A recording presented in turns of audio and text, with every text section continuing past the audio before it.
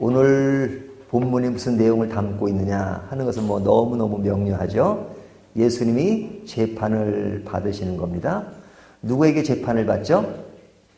빌라도에게. 빌라도는 누구예요? 그 당시에 파송되었던 로마의 총독입니다. 그 총독의 고난이 제일 센 거죠. 왜냐하면 모든 행정 또 법적인 이런 것들을 실행할 수 있는 그런 능력을 가지고 있던 사람입니다.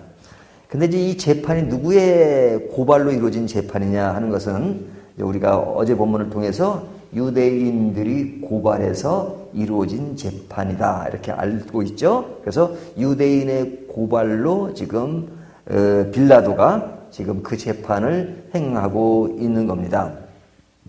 근데 이제 이 재판을 통해서 예수님은 여러 가지 수치, 모욕 이런 것들을 굉장히 당하죠.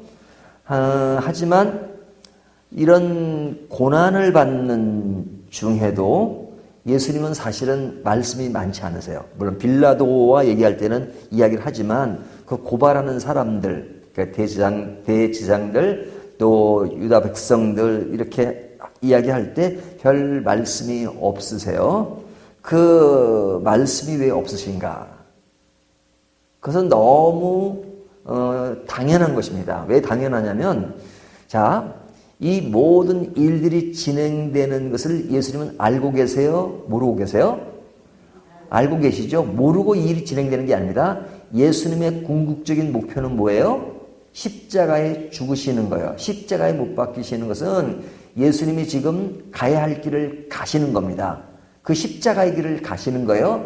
그것은 구약성경에 예언된 것이고 하나님께서 계획하신 것이고 예수님이 오신 목적입니다. 그러니까 예수님은 지금 십자가의 길을 가시는 거예요. 그래서 십자가에 못 박히는 일로 가시는 겁니다. 그러니까 이런 재판을 통해서 예수님은 나는 십자가에 못 박힐 수가 없어. 이 어려움을 벗어나야 돼. 이러시는 게 아니죠. 그냥 순수하게 가는 겁니다. 그러니까 그들은 예수님을 십자가에 못 박는 것이 자기들이 승리한다고 생각하는 거죠. 그러니까 예수님이 승리를 하려면 그런 자기들이 십자가에 못 박히려는 것에서 벗어나는 것, 그것이 예수님이 승리하는 것이고 자기들은 그러면 패배하는 것이라고 생각하죠. 하지만 속 내용을 보면 예수님은 지금 승리의 길을 가고 계신 겁니다. 이미 승리해놓고 가고 계신 거예요. 하지만 자기들은 지금 패배의 길을 가고 있다는 걸 모르고 있는 거죠. 이와 같은 모든 결론이 이루어진 상황에서 지금 이 일들이, 사건이 진행되고 있는 겁니다. 그 관점에서 오늘 본문을 좀 보자고요. 제일 처음에 나오는 그 관점, 어떤 관점에서 보냐면 예수님이 하시는 그 모든 관점에서 그 일을 진행하는 그 빌라도를 바라보면요. 빌라도는 어떤 문제를 좀 더 객관적으로 바라보려는 그런 의지가 있습니까? 없습니까? 있어요. 예, 있습니다. 그래서 이 빌라도는 그 고발이 그 사람들이 시기심에 의해서, 유대인의 시기심에 의해서 주어졌다는 것을 알고 있어요. 그래서 오늘 본문을 보면 그들이 시기심으로 그런 것을 안다는 걸 말하죠. 18절. 이는 그가 그들의 시기로 예수를 넘겨준 줄 알미더라 그러죠. 그러니까 빌라도는 이미 알고 있어요. 그들의 시기심으로 되었다는 것을. 그래서 예수님을 사실은 변호를 해요. 변호를 한다기보다는 변호할 기회를 줍니다. 그래서 앞에 보면 지금 그 예수님께 뭐라고 묻냐면 11절 내가 유대인의 왕이냐 예수께서 대답하시되 내 말이 옳도다 하시고. 이 말은 예수님이 답변하신 거죠. 그랬을 때 그 다음 12절 대제사장들과 장로의 고발을 당하되 아무 대답도 아니하시는지라. 여기 예수님이 아무 대답도 아니했다라는 말이 나오고요. 그 다음에 뒤에도 14절은 한마디도 대답하지 아니하시니 총독이 크게 놀라워하더라. 자, 이 총독, 이 빌라도가 예수님이 그 유대인들의 고발에 침묵하는 것을 보고 왜 놀라하죠? 자, 고발은 누가 했어요? 대제사장들과 이런 사람들이 고발한 거죠. 그러면 그 당시의 법으로 보면 오늘날도 사실은 마찬가지입니다. 법으로 고발을 했는데 그 고발한 것에 대해서 반응을 하지 않는다든지 침묵을 하지 않으면 그들이 행한 것을 그대로 인정하는 겁니다. 예를 들면 오늘날도 무슨 이런 상호간에 무슨 일이 있을 때 뭐 내용 증명서를 해서 보내요. 이 사람이 이렇게 하고 이렇다 하는데 그 사람이 내용 증명서를 보낸 편지가 이쪽에 갑니다. 근데 이쪽에 받은 사람이 아무런 대꾸를 하지 않고 거기에 대한 반응이 없으면 그 내용 증명을 보낸 사람을 맞다고 인정해줘요. 마찬가지로 그 당시도 이들이 고발했는데 예수님이 아무런 답변 안 하고 침묵하시면 그럼 그들이 하는 것이 맞다라고 인정하는 격이 된단 말이죠. 그러니까 여기에 그 빌라도는 좀 더 객관적으로 보려고 해요. 그러니까 침묵하는 예수를 보고 놀라는 겁니다. 왜 침묵하지? 이럴 때 말을 하면 그런 어려움을 벗어날 수 있는 기회가 되는데, 그러니까 예수님도 변론을 해야 본인도 지금 재판할 입장에서 예수님을 살려줄 수 있는 그 기회가 되잖아요. 근데 예수님이 그냥 답변을 안 하시고 침묵하시니까 여기 보면 빌라도가 놀랐다 이렇게 말하죠. 여기 보면 14절 한마디도 대답하지 아니하시니 총독이 크게 놀라워하더라. 놀라워하는 것은 이렇게 되면 예수님이 재판에서 지는데 자기 볼 때 예수님이 죄가 없어요. 근데 침묵하니까 놀라워하더라. 이제 그러면서 그 다음 전개되는 내용이 뭐냐면 명절이 되면 총독이 무리의 청원대로 제수 한 사람을 놓아주는 전례가 있더니 하면서 이제 사람들에게 지금 어떤 그 기회를 주는 겁니다. 어떤 기회냐? 기회라도 선택의 기회를 주는데 그것이 뭐냐면 사실은 그 빌라도의 입장에서는 예수님을 놓아주겠다는 그 의지가 있는 거예요. 그래서 여기 한 사람을 대도시키는데 그 사람은 아주 그 당시에 아주 악한 죄수로 끌려온 바나바. 그러니까 이 바라바인데 이 바라바를 내놓고 너희가 이 사람을 내어주는 것이 좋겠느냐 아니면 예수님을 내어주는 것이 좋겠느냐 그럽니다. 근데 그 예수님을 말할 때 뭐라고 표현하냐면 17절을 보세요. 그리스도라 하는 예수냐니. 자, 이 바라바와 예수님을 표현할 때는 그리스도라 하는 예수냐니. 둘 중에 너희가 누구를 놓아주기를 원하느냐 그러죠. 근데 예수를 놓아주기를 원하느냐 그러지 않고 그리스도라 하는 예수냐 그러죠. 이 그리스도란 말은 뭐예요? 메시아란 말이죠. 메시아 히브리어를 그리스도로 할 때 예수 그리스도래요. 예수님은 이름이고 그리스도는 메시아란 말입니다. 그러니까 뒤에도 보면 똑같은 얘기가 나와요. 그리스도라는 예수 이렇게 나옵니다. 그러면 왜 이 그리스도라는 예수를 강조하느냐? 자, 우리는 표현이 안 돼서 모르는데요. 이 바라바의 이름이 뭐냐면 예수입니다. 예수 바라바예요. 그러니까 바라바 이름이 뭐라고요? 예수 바라바. 그러니까 이름이 똑같은 거죠. 예수님도 예수님이고 이름이 이 바라바라 하는 사람의 이름이 뭐냐면 예수 바라바예요. 그러니까 똑같은 이름인데 그 똑같은 일이 두 예수 중 너희는 누구를 놓아주기를 원하느냐? 그러니까 한 사람은 바라바라고 말하지만 예수 바라바냐? 아니면 그리스도라고 하는 그 바라바와 이름이 같지만 그 바라바가 아닌 예수 그리스도라고 하는 바라바가 아니라 예수를 놓아주기를 원하느냐 이거죠. 그러니까 이것은 그때 상황이지만 우리들이 시사하는 것이 큽니다. 너희들이 택하라. 두 예수 중 한 예수는 메시아 예수고 한 사람은 그냥 제수야. 아주 악한 사람이야. 그 둘 중에 누구를 놓아주기를 원하느냐 했을 때 이 빌라도의 입장에서는 누구를 놓아주기를 원했던 거예요? 속으로 그리스도라는 예수를. 자기 볼 때는 예수님이 죄가 없어요. 이 사람들이 유대인들이 시기심을 가지고 고발했다는 것도 알고 있어요.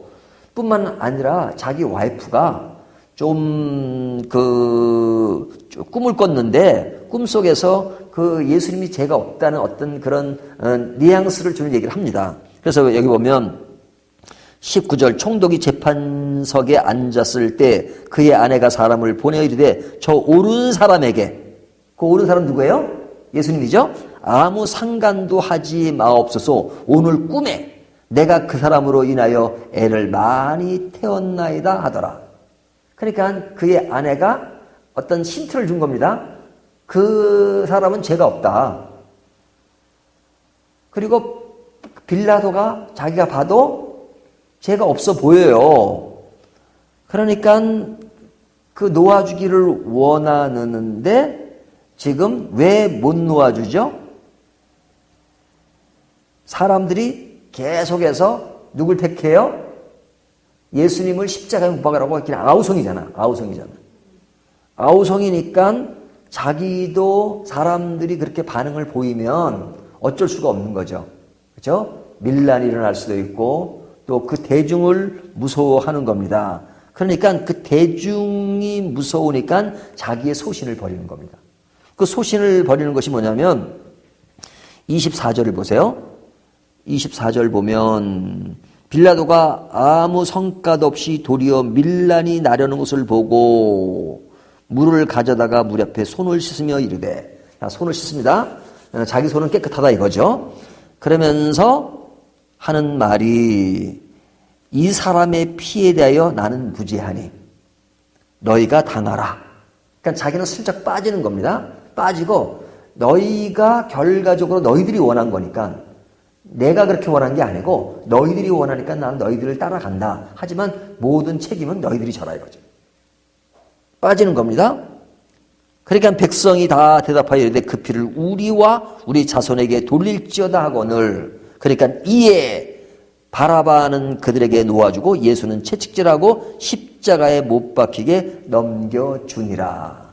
그러니까 이 모든 책임은 빌라도 내가 있는 것이 아니라 너희에게 있다라는 이야기를 하면서 넘겨주는 겁니다.